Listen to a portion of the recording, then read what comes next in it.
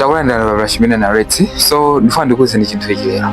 Moyomo palibe amene amasamala mpaka nawo atachita bwino. So ichi ndi chilungamo chokuti chilowerere ndithu mu mtima mwanumo. Moyomo palibe amene amasamala mpaka utachita bwino. So no, life is not fair. Palibe amene angabwera ndi chithumba kusakupasa. Nobody owes you anything.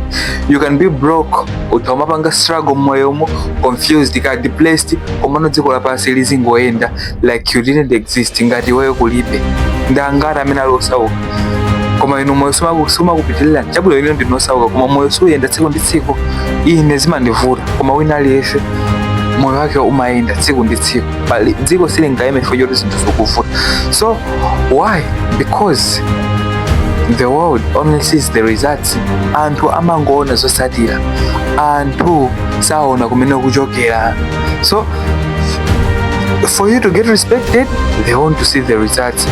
Ucheni samafuna kuti amve nkhani yako, samafuna kuona misonzi yako, basi ma results.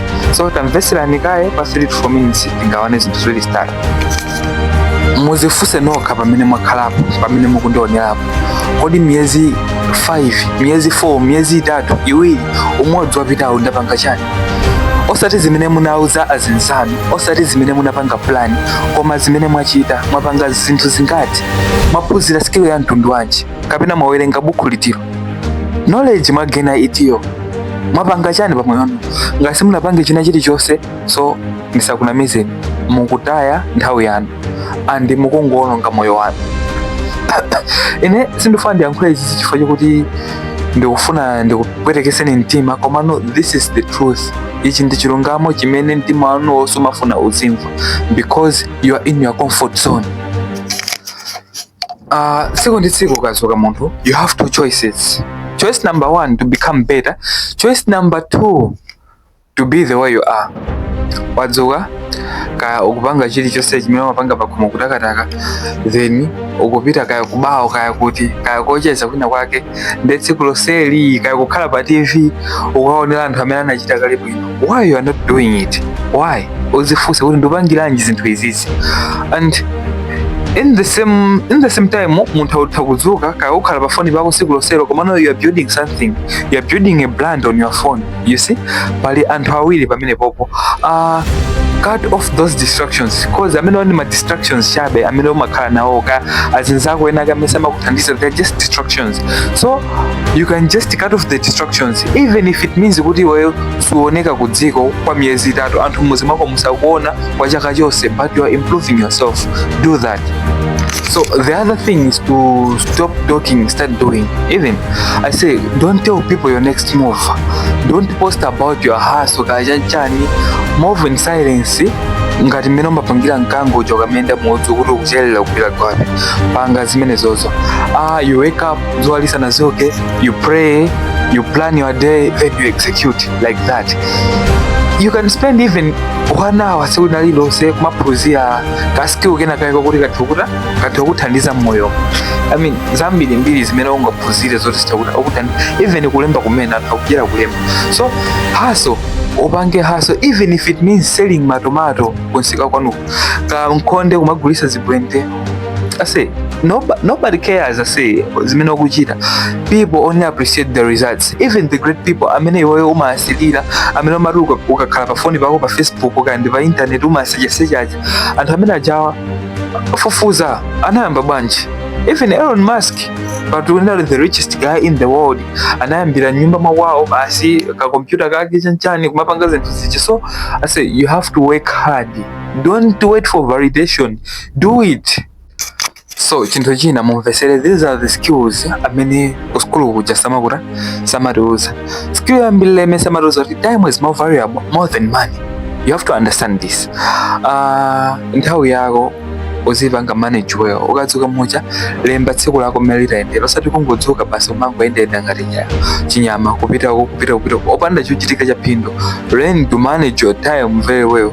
If you're breaking your time management, zikhala zinthu mwina za phindu kuposa zinthu zimene unalemba mamaucha. Chinthu china chakuti your energy is your greatest weapon. Mphamvu zako samangothera pachabe. Mbavu zako samangothera mahule, samangothera zinthu zimene sungapindule nazo.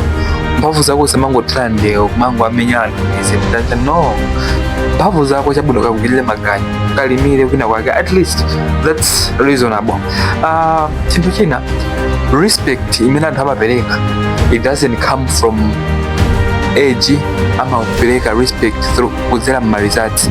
Ndikupasani chisanso, there's this other guy amati Hata wape changu food. That guy, I think he's 24. Komano, look the respect imene amalandira kwama professor kwa anthu akuluakulu, just because nthawi inaga anayigwiritsa ntchito bwino kuchokera 16 ukafika pa 20 pa nthawi imene anayigwiritsa ntchito bwino kuphunzira skill inake imene nampanga iye uchi. So learn to utilize time, learn to utilize your energy. Energy yanu isamangothera zinthu zopanda ntchito. Okay, learn time management, learn how to focus, learn how to say no to negativity, to makampani amene samakuthandiza. Learn to be consistent, learn to pray and plan. I say be consistent even there's no one clapping hands for you. Banga, you must grind. So before I go, I have to leave you with these things. If you die tomorrow, what's going to be your legacy? Anyway, maybe legacy doesn't matter anymore. Kumano inuyo pamene mulipo maluzi anuwo muma mblema ndani? Maliblema galelana? Blema makolo anu? Kapena mukublema boma? No. If you are blaming all those things, at least mbali yako sasa kumano, there's no one who is going to say you. I think we anabadwa banja losauka. There are a lot of people out here anthu ambirimbiri anabadwa mabanja osauka pale anthu ambirimbiri amene analemera Malawi muno dziko limene timatilosamva kulimbikira lomwe.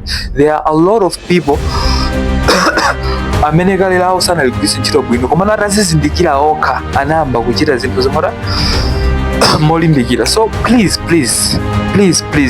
the ball is in your court. You have to understand this.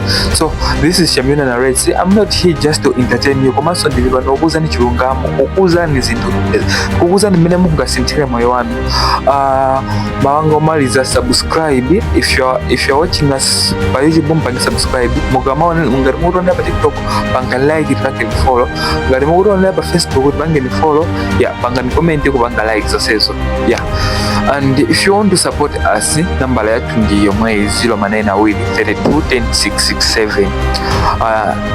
WhatsApp so mwagoma nonse kansi kulopambana. From tomorrow onwards, promise yourself that I'm going to start working hard.